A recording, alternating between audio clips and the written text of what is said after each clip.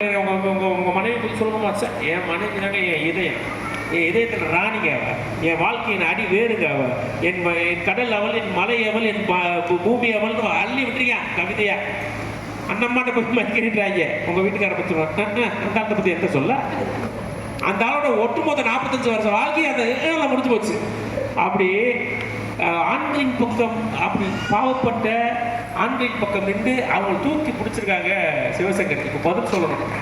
பொறுமை காக்கிற ஆண்களை தாண்டி பொறுப்பை சுமக்கிற பெண்களால் தான் குடும்பத்தின் மகிழ்ச்சி பெரிதும் காரணமாக இருக்கிறது என்று சொல்ல உங்கள் வீட்டு பிள்ளை, உங்கள் சத்தியமங்கலத்தின் பிள்ளை, பேனாவின் தோழி பிந்து என்ற புனிதா அவர்களை அன்போடு அழைக்கிறது. வாங்க வாங்க.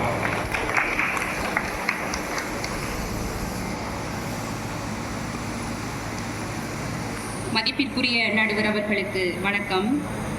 தாயிற் சிறந்தது கோயிலும் இல்லை என்று சொன்னார் ஔவையார். காரணம் என்ன தெரியுங்களா? கோயிலுக்கு சென்றால் நீங்கள் வேண்டிக் கொண்டால் மட்டுமே கிடைக்கும். கோயிலுக்கு போனால் வேண்டிக்கிட்டா மட்டும்தான் கிடைக்கும். ஆனால் வேண்டிக் கொள்வதற்கு முன்பாகவே நீங்கள் கேட்கறதுக்கு முன்னாடியே கிடைக்கிற இடம்தான் பொறுப்பு மிக்க தாய். அத்தகைய ஞானத்தை, ஆற்றலை, பொறுப்பை இறைவன் யாருக்கு கொடுத்தான்? பெண்ணுக்குத்தான் கொடுத்தான். அதனால்தான் பெண்ணுக்கு ஞானத்தை வைத்தான் புவி பேணி வளர்த்திடும் ஈசன் என்று பாரதியார் பாடுகிறார். 10 மாதம் குழந்தையை பெற்றெடுக்கிறதை பற்றி சகோதரி சிவசங்கரி அவர்கள் பேசினாங்க. இயற்கை கொடுத்த வரமா? ஏன் அந்த இயற்கை கொடுத்த வரம், அந்த இறைவன் கொடுத்த வரம் ஆணுக்கு கொடுக்கப்படவில்லை? 10 மாதம் சுமந்து பெற்றெடுக்கிற பொறுப்பை பெண்ணுக்கு கொடுத்தான். காரணம், பொறுப்பு அதிகமாக இருப்பது பெண்ணுக்குத்தான். எதிரணி நண்பர்கள் பேசும்போது மணமேடையில உட்கார்ந்து இருக்கிறதுல ஆரம்பிச்சு பொறுமையா இருக்கிறாங்க. அவங்க பொறுமையா இருக்கிறதுனாலதான் குடும்பத்துல சண்டையே இல்லை, சண்டையே வர்றதில்லையா. பொறுமை நல்ல குணம்தான், நானும் ஒத்துக்கொள்கிறேன். ஆனால் ஒரு குடும்பத்தை பொறுமை மட்டுமே மகிழ்ச்சியாக வைத்திருக்குமா என்றால் இல்லை. ஒரு மனக்கசப்பு வரும்போது, ஒரு கருத்து வேறுபாடு வரும்போது பொறுப்புமிக்க ஒரு பெண் என்ன நினைக்கிறாங்க தெரியுங்களா? அதை உடனே பேசி தீர்க்கணும்னு நினைக்கிறாங்க. ஆனா ஆண்கள் என்ன செய்யறாங்க? அப்படியே உள்ள வரும்போது மனைவி உட்கார்ந்து இருக்கிற தோரணையை பார்த்த உடனே ஒரு யூட்டான போட்டு கரெக்டான எஸ்கேப் ஆயிடும். பேச மாட்டாங்க, மனசு விட்டு பேச மாட்டாங்க. மனசு விட்டு பேசினாதானே அந்த மனக்கசப்பு தீரும். அதனாலதானே நாங்க வாங்கன்னு கூப்பிடுறோம். என்னமோ அடிக்க கூப்பிட்ட மாதிரி அலறது, அப்படியே ஓடி போயிடுறது. வரமாட்டாங்க. கூப்பிடுறதே அடிக்கிற மாதிரி தானே கூப்பிடுறீங்க. உட்கார்ந்து பேசினாதாங்க அந்த மனக்கசப்பு தீரும். அந்த மனக்கசப்பு தீர்ந்தால் தான் அந்த குடும்பம் மகிழ்ச்சியாக இருக்கும். அது மட்டும் இல்ல நடுவர் அவர்களே, என்னுடைய குடும்பத்தை எடுத்துக்கோங்களேன். எங்க அப்பாவை மாதிரி ஒரு பொறுமைசாலியை நான் பார்த்ததே கிடையாது. பெருமையாக சொல்லிக் கொள்கிறேன், என்னுடைய அப்பாவை போல ஒரு பொறுப்பான, பொறுமையான ஒரு தந்தையை நான் பார்த்ததே கிடையாது. இதுவரைக்கும் எங்களை கோபப்பட்டு ஒரு வார்த்தை கூட பேசினது கிடையாதுங்க, திட்டினது கிடையாது. மனசு சங்கடப்படுற மாதிரி ஒரு வார்த்தை கூட இதுவரைக்கும் பேசினது கிடையாது என்பதை நான் பெருமையோடு சொல்லிக் கொள்கிறேன். ஆனால் இன்று நாங்க ஒரு குடும்பத்துல நல்ல நிலையில இருக்கிறோம் அப்படின்னா அதுக்கு காரணம் பொறுப்போடு, பொறுப்பை சுமந்து கொண்டிருக்கிற என்னுடைய தாய் தான் என்பதை பெருமையாக சொல்லிக் கொள்கிறேன். காரணம் என்ன தெரியுங்களா? பெரிய பிள்ளைக்கு என்ன பிடிக்கும், சின்ன பிள்ளைக்கு என்ன பிடிக்கும்னு, மகனுக்கு என்ன செய்யணும், மகளுக்கு என்ன செய்யணும், நகை நட்டு செய்யணும், வீடு வாசல் கட்டி வைக்கணும்னு பொறுப்போடு அந்த பெண் திட்டமிட்டு செய்ததினால் தான் இன்று நாங்கள் நல்ல நிலையிலே ஒரு குடும்பத்துல சந்தோஷமா மகிழ்ச்சியா இருக்கோம். இதை சொன்னா உங்களுக்கு கோபம் வருது. தெரியாம தான் கேட்கிற நடுவர் அவர்களே, எனக்கு ஒரு சந்தேகம். ஆண்களுடைய அகராதியில பொறுமைங்கிறதுக்கு அர்த்தம் கண்டுக்காம இருக்கிறதுன்னு மாத்தி வச்சுட்டாங்களோன்னு சந்தேகமா இருக்குங்க. கண்டுக்காம இருக்கிறதுக்கு பேர் தான் பொறுமைன்னு தப்பா புரிஞ்சுக்கிட்டு இங்க வந்து நாங்க பொறுமையா இருக்கிறோங்கிறாங்க. ஒரு உதாரணம் சொல்றேங்க. ஒரு குடும்பத்துல 2 குழந்தைங்க இருக்கும். இந்த மாதிரி 2 குட்டி குழந்தைங்க இருக்காங்கன்னு வச்சுக்கோங்களேன். 2 பேரும் நல்லா விளையாடிட்டு இருப்பாங்க. 10 நிமிஷம். அந்த 10 நிமிஷத்துக்குள்ள இந்த 2 வாண்டுகளுக்குள்ள என்ன நடக்கும்னே தெரியாது. அவ முடிய இவ பிடிச்சி இழுக்க, இவன் கையை அவன் பிடிச்சி கடிக்கன்னு அங்க ஒரு கலவரமே நடந்திருக்கும். ஆனா பாருங்க, அடுப்படியில் இருக்கிற அம்மாவுக்கு அவங்க போடுற அலறல் சத்தம் கேட்டிருக்கோம். 1/2 மீட்டர் தூரத்தில் இருக்கிற அப்பாவுக்கு காதே கேட்டிருக்காரு. ஏன் தெரியுங்களா? அப்படியே காதுல ஹெட்செட் மாட்டிட்டு ரீல்ஸ் பார்த்துட்டு இருப்பாங்க. பொறுப்பு வந்து யாருக்கு? பெண்ணுக்கு. நாம எப்படி இருக்கணும்? கண்டுக்காம இருக்கணும். கண்டுக்காம இருக்கிறதுக்கு பேரு பொறுமை. இப்படி ஊருக்கு சொல்லி ஏமாத்திருக்கீங்க ரெண்டு பேரும். அச்சமில்லை அச்சமில்லை அச்சம் என்பதில்லையே, உச்சி மீது வானிடிந்து வீழுகின்ற போதிலும் அச்சம் என்பதில்லையேன்னு என்ன உலகத்துல நடந்தாலும் என்ன வீட்டுல நடந்தாலும் நம்ம எதுவுமே கண்டுக்க மாட்டோம், அப்படியே செல்லு நோண்டிட்டு இருப்போம். இதுக்கு பேர் தான் பொறுமைன்னு வச்சிருக்கிறாங்க. அது மட்டும் இல்லை நடுவர் அவர்களே, இன்னைக்கு இருக்கிற குழந்தைங்க கிட்ட உங்களுக்கு அப்பா பிடிக்குமா அம்மா பிடிக்குமான்னு கேட்டு பாருங்க. முக்காவாசி குழந்தைங்களுக்கு அப்பா தான் பிடிக்கும்னு சொல்லுவாங்க. காரணம் என்ன தெரியுங்களா? அப்பா தான் எந்த கேள்வியுமே கேட்க மாட்டார். ஏதாவது தப்பு பண்ணா கூட அப்படியே சரி ரெண்டு திட்டிட்டு விட்டுருவாரு. ஆனா இதே அம்மா அப்பா கிட்ட போனா தப்பிச்சுக்கலாம், இதே அம்மா கிட்ட போனா என்ன ஆகும்? சட்டை கிழிஞ்சிரும். நல்லா ரெண்டு திட்டுவாங்க, தட்டி கேட்பாங்க, ஏன் இப்படி பண்ணுன, எதுக்காக இப்படி பண்ணுனேன்னு சுட்டி காட்டுவாங்க. தேவைப்பட்ட மண்டையில ரெண்டு கொட்டுவாங்க. அப்பவாது சும்மா இருப்பாங்களா? இவங்களுக்கு விழுந்த அடி இவங்களுக்கு விழுந்த மாதிரியே அலறுவாங்க. அவங்க சும்மா இருந்திருந்தா கூட 2 அடியோட போயிருக்கும், இன்னும் 4 அடி சேர்த்து கிடைக்கும் பார்த்துக்கோங்க. அந்த மாதிரி அலறது. இப்படி ஒரு குடும்பத்தை பொறுப்போடு குழந்தைகளை ஒழுக்கத்தோடு வளர்க்கிற ஒரு பெண்ணுக்கு பிள்ளைகள் தர மார்க் எவ்வளவு தெரியுங்களா? 0. அப்பா அப்படியே பொறுமையா இருக்கிறேன்னு சொல்லி நடிச்சுட்டு 100 மார்க் ஸ்கோர் பண்ணிடுவாரு. ஆனா அம்மாவுக்கு கிடைக்கிற மார்க் எவ்வளவு கஷ்டம் தெரியுமா உங்களுக்கு? இயக்குனர் கேட்டு பாருங்கம்மா. அம்மாவுக்கு கிடைக்கிற மார்க் 0. அம்மா 0, அப்பா தான் ஹீரோ. எல்லா குழந்தைங்களும் இன்னைக்கு அப்படிதான் இருக்காங்க. இறுதியாக நான் ஒன்றை அழுத்தம் திருத்தமாக சொல்லிக்கொள்ள ஆசைப்படுகிறேன். ஒரு பிள்ளைய கட்டி கொடுத்துட்டோம்னாலோ, ஒரு பையன் ஹாஸ்டலுக்கு நம்மளோட பையன் ஹாஸ்டலுக்கு போயிட்டாலோ, பிள்ளைங்க கிட்ட இருந்து வர முதல் அழைப்பு யாருக்கு தெரியுங்களா? அம்மாக்கு தாங்க. அப்பாவிடம் பேச்சு 5 நிமிஷம் தான். அதுக்கு மேல அப்பாவுக்கும் தெரியாது என்ன பேசுறதுன்னு, பிள்ளைங்களுக்கும் தெரியாது. 5 நிமிஷத்துக்கு மேல அப்பாட்ட என்ன பேசுறதுன்னே தெரியாது. அப்படியே போனை வாங்கி அப்படியே அம்மாட்ட கொடுத்துட்டு போயிடுவாரு. அம்மா கிட்ட மட்டும் பேச்சு மணிக்கணக்குல நீளும். காரணம் என்ன தெரியுங்களா? பொறுப்பு மிகுந்த அந்த தாய் உணர்வோடு தன்னை பிணைத்து கொண்டு, அந்த குழந்தை அங்க அழுதுருக்கும், அம்மாவுக்கு இங்க வலிச்சிருக்கும். அந்த அளவுக்கு பொறுப்போடு சிந்திக்கிறதுனாலதான் என்ன நடந்தது ஏது நடந்ததுன்னு தெளிவாக கேட்டு தெரிந்து கொண்டு போன இடத்துல எப்படி நடந்துக்கணும்னு சொல்லி கொடுக்குறாங்க. அப்படி சொல்லி கொடுப்பதினால்தான் நாங்க மாமனாரை எப்படி கவனிக்கணும், மாமியாரை எப்படி கவனிக்கணும், நங்க குழந்தை வந்தா அவங்க கிட்ட எப்படி அனுசரிச்சு நடந்துக்கணும் அப்படிங்கறதை எல்லாம் தெரிந்து கொள்கிறோம். யாரிடமிருந்து தெரிந்து கொள்கிறோம்? பொறுப்பான எங்களுடைய பெற்றோர், தாய் என்கிற பொறுப்பான பெண்ணிடம் இருந்துதான் தெரிந்து கொள்கிறோம் என்பதை இங்கு ஆணித்தரமாக சொல்லிக்கொள்ள ஆசைப்படுகிறேன். ஆக பொறுப்பு மிகுந்த பெண்தான் குடும்பத்தின் மகிழ்ச்சிக்கு பெரிதும் காரணம் என்று சொல்லி எனது உரையை இறுதி செய்கிறேன். நன்றி, வணக்கம். ரொம்ப 2 தரப்பு இப்ப பேசி முடிச்சுட்டாங்க. இப்ப நம்ம ஒரு முடிவுக்கு வரணும் இல்லையா? நேரம் ஆயிடுச்சு, 5 நிமிஷத்துல முடிச்சிடுறேன். நேரம் ஆயிடுச்சு. ஏன்னா எப்பயுமே என்ன, நேரம் தள்ளி போனா நடுவர் தான் கஷ்டம். நடுவர் பேசவே முடியாது கடைசியில், இப்படி திருப்பி சொல்றதே தெரியாது. அதனால என்ன செய்யுது? அப்பாவும் முக்கியம், அம்மாவும் முக்கியம், அண்ணனும் முக்கியம், அக்காவும் முக்கியம், தம்பியும் முக்கியம், தங்கச்சி முக்கியம். 2 பேரும் இருவழி பாதைகள், இருவழி ரயில்வே தண்டவாளங்களை போல வாழ்க்கை ஒன்றாக போக வேண்டும் சொல்லி முடிச்சோம்னா இதுக்கு அவனை நடுவில் கொண்டு வச்சுருவாங்க. ஏன்னா நீங்கள் கேள்வி கேட்பீங்க, எனக்கு தெரியும். அப்பாவை பற்றி நிறைய கேள்வி கேட்டாங்க இந்த பக்கம் இருக்கவங்க. ஆண்கள் என்ன பொறுமை கிடைச்சிட்டாங்க, என்ன பொறுமையா இருந்துட்டாங்க கேட்டாங்க. இந்த பக்கம் சில பதில்கள் அவங்க சொன்னாங்க. ஒரு விஷயத்தை நீங்க நல்லா கவனிங்க. வீட்டில் இருக்கிற ஆண்களை உத்து கவனிங்க. அப்பாவா இருக்கட்டும், தாத்தாவா இருக்கட்டும், அண்ணனா இருக்கட்டும், தம்பியா இருக்கட்டும், ஒருபோதும் அவன் என்ன செய்ய மாட்டான்னா வீட்டில் இருக்கிற வெளியில் இருக்கிற பிரச்சனைகளை கொண்டு வந்து வீட்டில் சொல்லவே மாட்டான். பார்க்குறீங்களா? வெளி பிரச்சனைகள் எதையுமே வீட்டில் சொல்லவே மாட்டான், என்றைக்குமே சொல்ல மாட்டான். ஆஃபீஸில் இப்படி ஒரு பிரச்சனை, என் நண்பன் கூட நான் சண்டை போட்டுட்டேன், வெளியில் என்னை இப்படி கிண்டல் பண்ணிட்டாங்க, அது குழந்தையிலேருந்து பெரியவங்க வரைக்கும் வீட்டுக்குள்ளே வெளிப்பட சொல்ல மாட்டாங்க.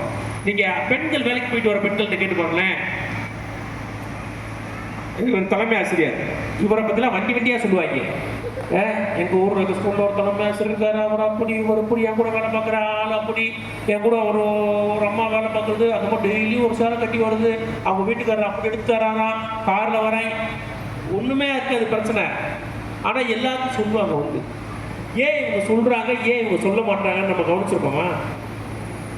வீட்டுக்குள் இருக்கிற பிரச்சனையை, வெளியில் இருக்கிற பிரச்சனையை எப்படி வீட்டுக்குள் வந்து சொல்வதில்லையோ ஆண், அதே போல் ஒருபோதும் வீட்டுக்குள் இருக்கிற பிரச்சனையும் வெளியில போய் யாருக்குமே சொல்ல மாட்டாங்க.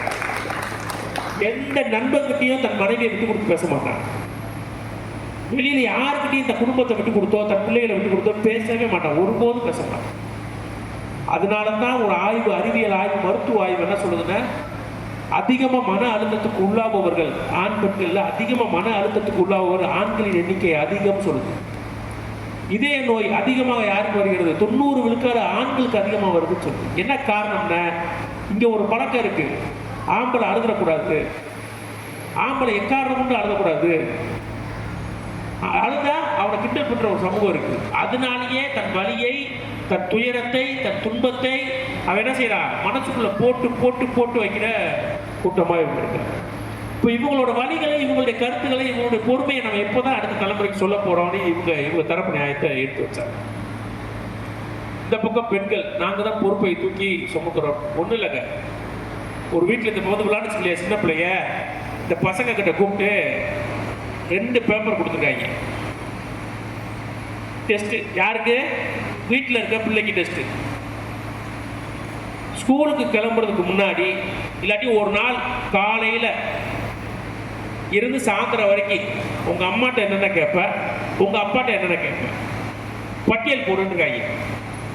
நீங்க இதே செய்யுங்க, உங்க வீட்டில் போய் நாளைக்கு உங்க வீட்டு பிள்ளைய கூப்பிட்டு ஒரு 2 A4 சீட்டை வாங்கி கொடுங்க, கையில கொடுத்து அம்மாட்ட என்னென்ன கேட்ப, அப்பாட்ட என்னென்ன கேட்ப, என்ன உங்க பிள்ளைய எழுத சொல்றேன்.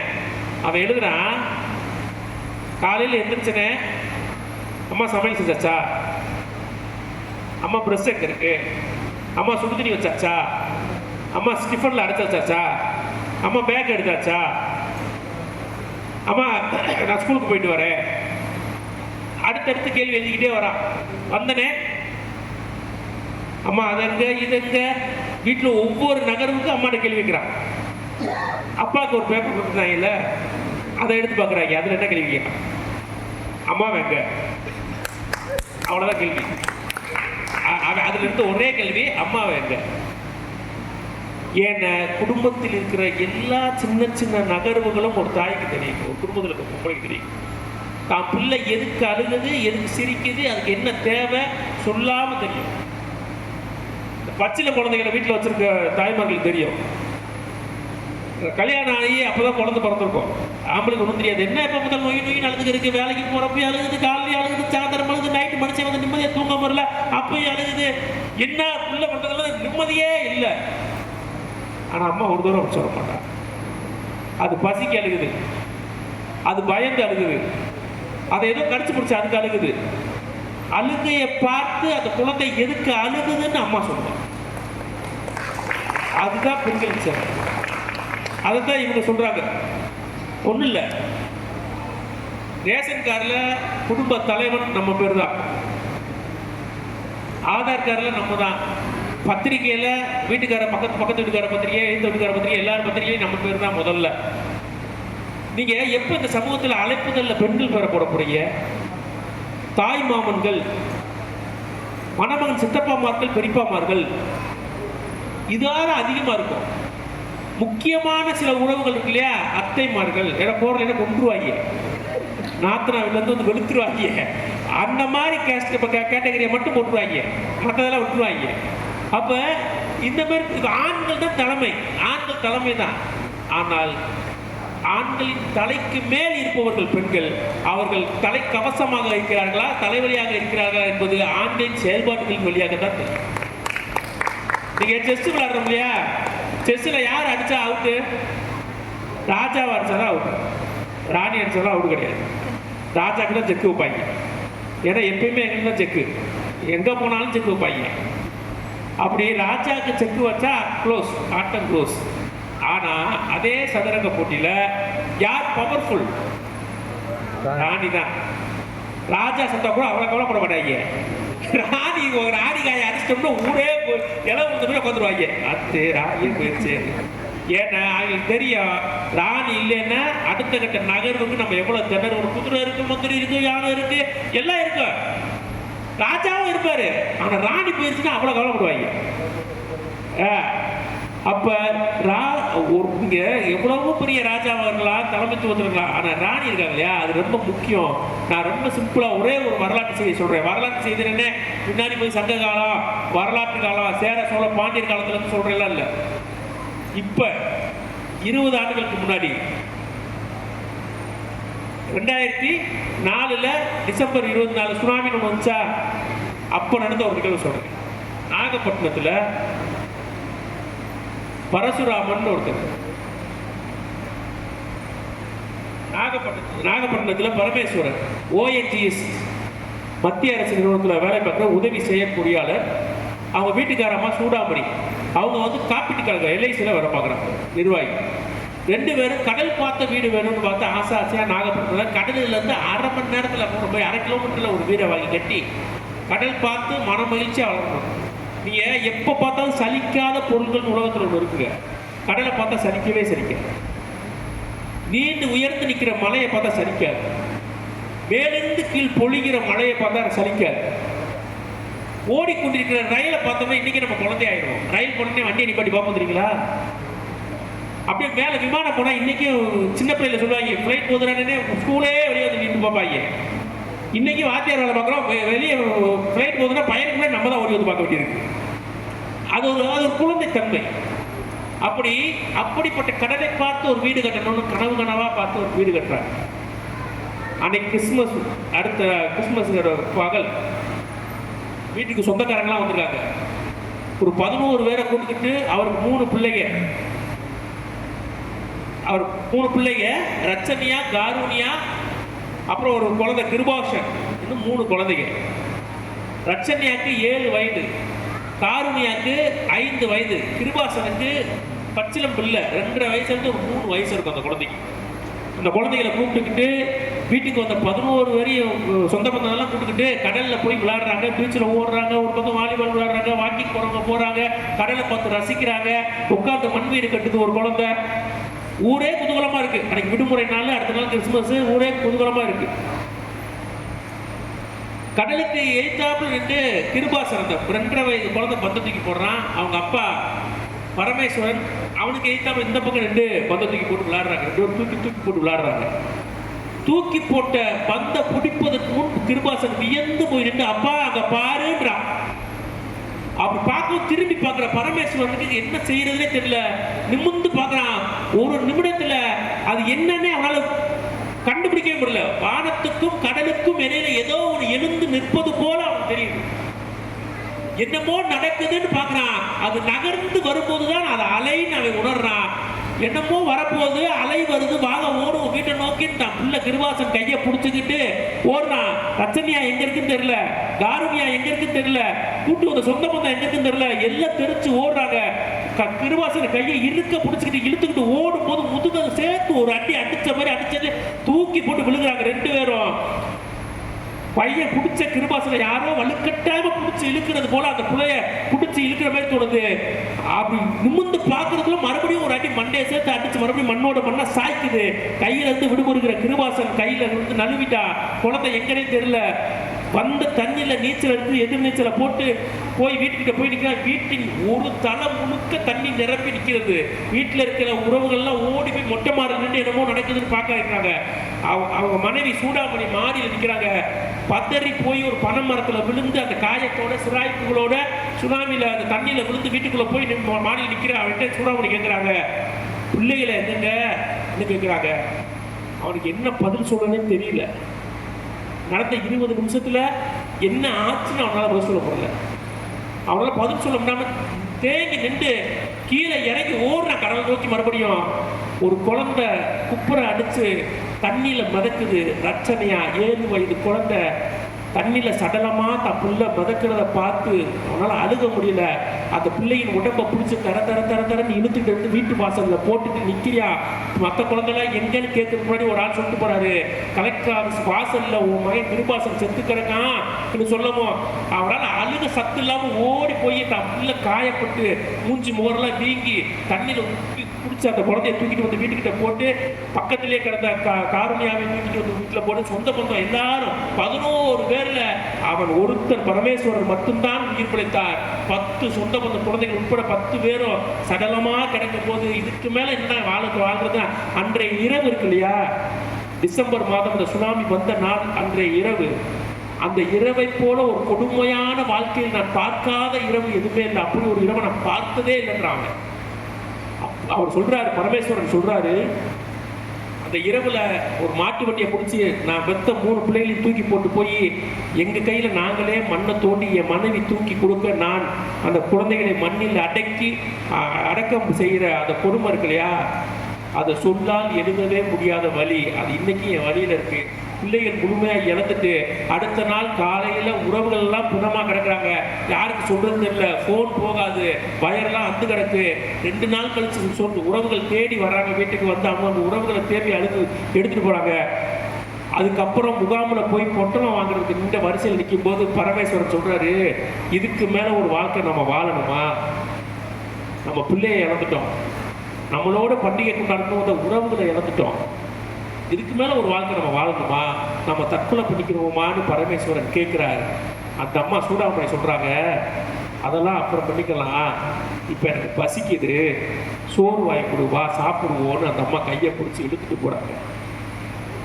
அங்க போய் நிற்கும் போது இவர்கள் எப்படி பிள்ளையை இழந்த பெற்றோர்களாக நிற்கிறார்களோ அதே போல் பெற்றோர்களை இழந்த பிள்ளைகள் தன் அப்பாவை காரணம் தன் அம்மாவை காரணம் 2 பேரையும் இழந்த குழந்தைகள் அவங்க 4 குழந்தை சோத்து போடுறதுக்காக நிற்கிறத பார்த்துட்டு அந்த குழந்தைகளை இழுத்துட்டு வந்து அவங்க வீட்டில் வச்சு வளர்க்குறாங்க. இது போல எண்ணற்ற குழந்தைகள் நாகப்பட்டினத்தில் இருக்கிறத கண்டுபிடிச்சு 36 குழந்தைகளை எடுத்து வந்து வளர்த்தேன். அதற்கப்புறம் எனக்கு 2 குழந்தைகள் பிறந்தாங்க. மொத்தம் 38 குழந்தைகளை வளர்த்தேன். சுனாமியின் மீட்பு பணிகளை பார்வையிட வந்த அன்றைய அமெரிக்க ஜனாதிபதியாக இருந்த பில் கிளின்டன் வந்து என்னை பார்த்து பேசும்போது தான் இந்த சமூகம் எங்கள் பக்கம் திரும்பி பார்த்தது. எங்கள் வீட்டில் நாங்கள் வெறும் 3 குழந்தைகளை வைத்து வளர்த்த எங்கள் வீடு 38 குழந்தைகளை வைத்த அந்த வீட்டுக்கு பேர் இன்னைக்கு நம்பிக்கை இல்லம். அந்த நம்பிக்கையை கொடுத்தது வேற யாரும் இல்லை, என் மனைவி சூடாமணி தான். நான் தற்கொலை பண்ணிக்கலாம் வான்னு கூட்டப்ப, தற்கொலைலாம் அப்புறம் பண்ணிக்கலாம், பசிக்குது வா முதல்ல சாப்பிடுவோம், வாழ்க்கையில் இன்னும் மிச்சம் இருக்கு, ஏதோ ஒன்று இருக்கு, வாயா போவோம் சாப்பிடுவோம், வாயா நான் நம்ம கொடுக்குறேன். இப்படி நம்ம வீட்டில் இருக்க ஒவ்வொரு பெண்ணும் நம்ம நிற்கதியாகி எதுவுமே செய்ய முடியாமல் நிற்கும் போது, கடன்பட்டு நிற்கும் போது, உறவுகள் கைவிட்டு நிற்கும் போது, அடுத்த ஸ்டெப்பு என்னன்னே தெரியாமல் நம்ம நிற்கும் போது நம்ம வீட்டில் இருக்க பெண்கள் வந்து நம்ம கையில் பிடிச்சி, விடியா நான் இருக்கேன், என்ன உலகமாக அழுத்து போச்சு, நான் இருக்கலையா, வாயா பார்ப்போம், வாயா வாழ்ந்துருவோம். அந்த ஒரு சொல் இருக்கு இல்லையா, அந்த சொல் குடும்பத்தின் மகிழ்ச்சியை மீட்டு உருவாக்கும். ஒரு சூடாமணி இல்லை, தமிழ்நாட்டில் மட்டும் இல்லை, இந்தியாவில் இருக்கிற குக்குராமன் இருக்கிற எல்லா வீட்டிலும் இருக்கிற எல்லா சூடாமணிகளாலும் தான் குடும்பத்தின் மகிழ்ச்சி என்ற பூ பூக்கிறது. அந்த பூக்களை நாம் எல்லோரும் கொண்டாடுவோம். அதற்கு பொறுப்பை சுமக்கிற பெண்கள் தான் மகிழ்ச்சிக்கு முதன்மையான காரணம் என்று சொல்லி இந்த பட்டிமன்றத்தை நிறைவேற்றுகிறேன். நன்றி, வணக்கம். சிறந்த ஒரு பட்டிமன்றம். நகைச்சுவையாக போனாலும் இறுதியில் அந்த சுனாமியை சொல்லி